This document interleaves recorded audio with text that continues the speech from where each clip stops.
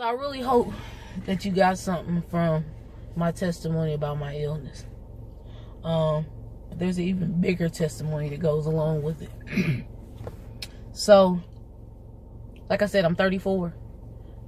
Since I was about 10, I say about 10, I've known that I was homosexual. I knew that I loved girls. Initially, I remember me and my brother used to act like Michael Jackson and Janet Jackson. And I remember looking at the TV screen and being like, man, Janet is fine. I remember thinking that. And I remember thinking, man, I'm not supposed to think like that. Then as I got old, like as I was going through school, you know how I used to hang with all the boys and all the boys like the girls. And in my head, I was thinking, well, I like the girls too, but I didn't want to tell nobody that I like the girls. So I used to help the boys get the girls. The girls that I like, I used to help them. I used to tell them the stuff to do that I wanted to do. Then when I got to junior high and high school, you know, I'm playing sports, basketball, track. You start to meet other people and you start to see these things. You start to see these people living the lifestyle, or these people being curious about the lifestyle. And I found myself angry at the people who were doing it. But in retrospect, I feel like I was angry because they were living the life that I wanted to live, but was too ashamed to do. So I was cool. I tried to have a boyfriend, and no bad credit to him, but it was like being with my best friend. When we were together, we were cool. We had a good time. We laughed. But there was no like intimate connection. Like we would kiss, but it was like, and be gone. It wasn't nothing more than that. And so after that, after we broke up, my mind really went into, yeah, maybe I really do like girls. But I still didn't pursue anything until I went to college.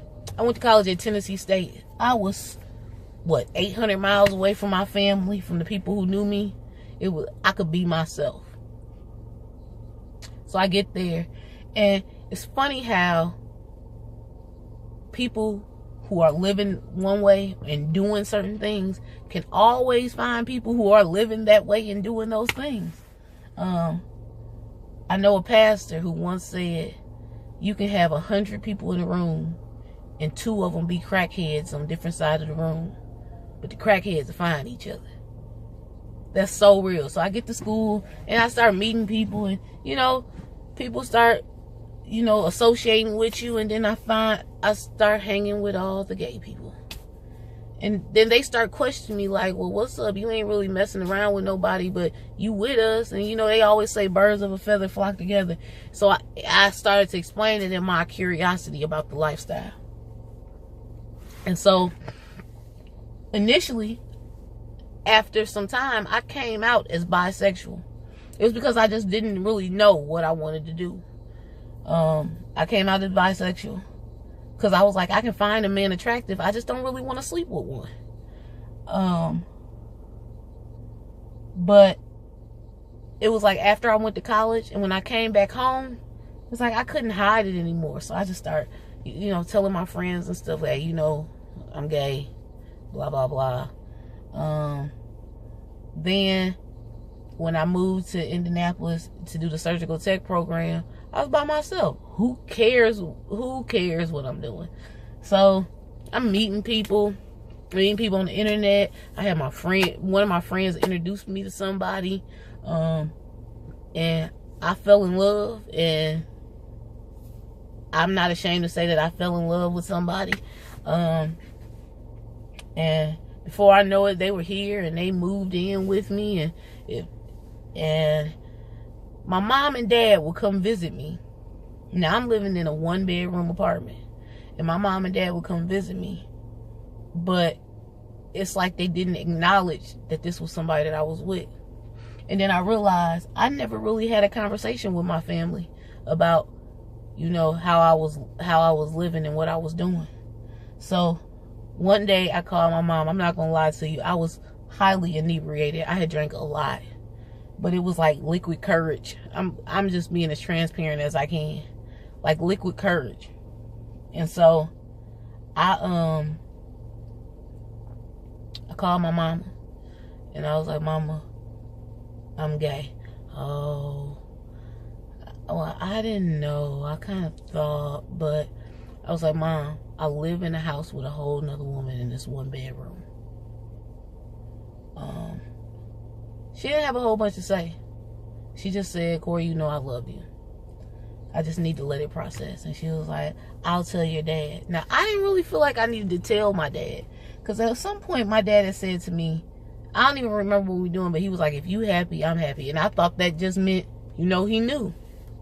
But my mom had a conversation with my dad, and my dad called me. And he told me that his feelings was hurt because he didn't talk, because I didn't call him and talk to him myself. And it hurt me. Like, anybody who knows me knows I am a total daddy's girl. I'm 34. But when my daddy walk in the room, I turn into a 5-year-old kid. Daddy. And I lay up against his chest. That's real. Because I love my father. I love my mother too, but I am a daddy's girl. So for him to say that his feelings was hurt, it hurt me to the core. So I had a conversation with him that went really well. And I apologize. And from that point on, we never talked about it again. I continued to live my life and date and, you know, this and that. But as I was starting to grow older, I started to realize that I had drifted away from the church. I drifted away from the church when I went to Tennessee State. Like, I was in church all the time until I went to college. And the first semester of college, I even went to the church. They used to come pick up the kids, the students. I went the first couple months, but the more I had dug myself into the things I was doing around me, the less I gone. So as that things transpired, you know, I had dated, broke up with people, lived with somebody and broke up with them, lived with somebody else and broke up with them. So as things had transpired, it was really like in the back of my mind, like, you need to get yourself back in church. So that's what I did. I found a church and I started going every Sunday. And then I found another church that was, you know, it was a more hip church. It was the place where all the young people went. And when I say the pastor there was so, he was so down to earth, like, it was like, okay, I can get into this. So I went to that church, and that was the start of my, you know, just growing in the word. I made friends at the church, and we started having private Bible studies. And they took me to a conference, an Impact conference, which is like, Impact is like these Bible study groups that they do in college or something like that. I don't really know a whole bunch about Impact, but shout out to Timotheus Pope. Timotheus Pope is a dude who spoke at this conference. And shout out to KB too. DJ KB, she's DJ for the Pacers and the Fever. And her story is a lot like mine. And that day, Timotheus Pope said, Jesus Christ died for you. You should live to die serving him. And then he asked a few questions. I don't remember the exact questions, but I remember him saying, if you answered yes to any of those questions, go to the back and get prayer. So I went to the back, and DJ KB started to pray for me. And I started to tell her, like, the things about my life. And she was like, I understand, I've been there. And then, like, after the Impact conference, she and I text, and she kept keeping me encouraged. I'm having Bible study with one of the ladies from the church, who is now my best friend, Tamise. We having Bible study, and before I could even think about it, I started to get a conviction about my life. In the past, when people ask me, well, how do you feel about your life and God, I would be like, you know, God know my heart. No sin is greater than the next sin. Me and God gotta understand it. God know how I feel. I mean, that's the stuff that I would say. So then for me to be like, I got this conviction about my life, like things that I'm doing, I'm feeling bad about it.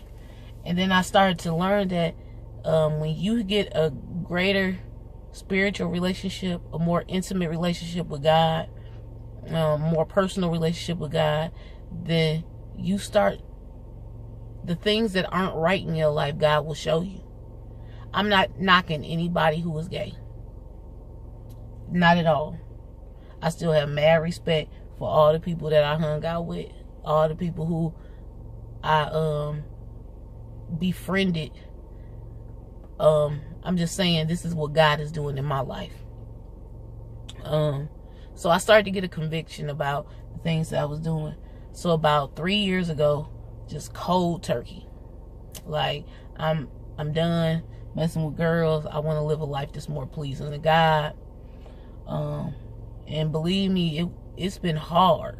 Like, it's when you make that decision, the devil decide, oh, you think you can do this? Let me throw this person at you. Let me throw this situation at you. Let me throw more than one person at you. Let me find some people that you didn't even think you had a chance with and have them come on to you and see what happened. When I say the devil came at me in every which way, I admit that I slipped up a few times. I mean, like, just little stuff. But then I had one major slip up. And as much as the experience was something that I felt like had been boiling over for a long time, when it was over, I felt so convicted about what had happened. And I found myself just kneeling at the side of my bed, asking God for forgiveness. And at that point, I was like, you for real about this? Like, it's more important to you to please God than to please yourself. And from that point on, so that was like 1.5 years ago. But like, people will say to me, I'll tell people, well, you know, I'm going through this transition in my life. I'm not messing around with girls no more, but I don't necessarily have a attraction for men. And they'll be like, oh, God gonna love you no matter what. I think you should just be you. I get what you're saying. But the conviction that I feel about doing it is why I'm not doing it. It's not that I don't still have those desires, because I do. And I pray every day that God take those desires away and God change my heart so that maybe one day I do want a man. But I really was feeling convicted about my life. And so I just decided that I didn't want to gamble eternal life for temporary satisfaction. So that's where I am now. I'm trying not to get emotional because it's been so hard for me. Like, sometimes I feel so alone. Like, I can notice the changes this God is doing in my life. Like, I'm starting to dress more feminine. Some of the thoughts and the things that I'm saying are different from the person I was 3 years ago. I'm looking at men and I'm finding attraction, but I still don't have that intimate attraction. It's like, oh, they look good.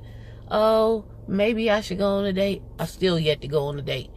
My friends like, Corey, I really think you're ready to go on a date. I don't know. I'm just not there yet. I'm just gonna let God lead me. But there's days that I feel alone. There's days that I feel like I don't know who I am anymore. That I just feel lost. But somebody told me it's better to be lost in God than to be lost in the world. So that's where I am. Man. Can I tell y'all,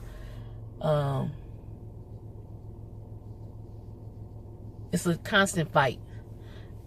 It's constant because I be like, God, I'm doing everything you telling me I should do. And yet I'm still feeling this way. But but God is faithful. And God has never, ever not fulfilled a promise. So I'm just going to keep on taking it one day at a time. And I'm going to keep on thanking God for what he's doing in my life. The things that he's put me through, the things where I am now, and the things that are coming in the future. You know, when I tell people I had MS, or I tell people I lived a homosexual lifestyle, they be like, oh, I'm so sorry. These are my blessings. Multiple sclerosis is my blessing. Homosexuality was my blessing. Because the things that I've learned about myself, the things that I've learned about myself mentally, physically, financially, but mainly spiritually, the things that I've learned, I know I could never, ever have gotten to this place without going through that stuff. And I so hope that the things that I've said have touched somebody. Because if I touch one life, I'm doing exactly what God called me to do. So y'all have a blessed day. I love you. I love you because God loves you.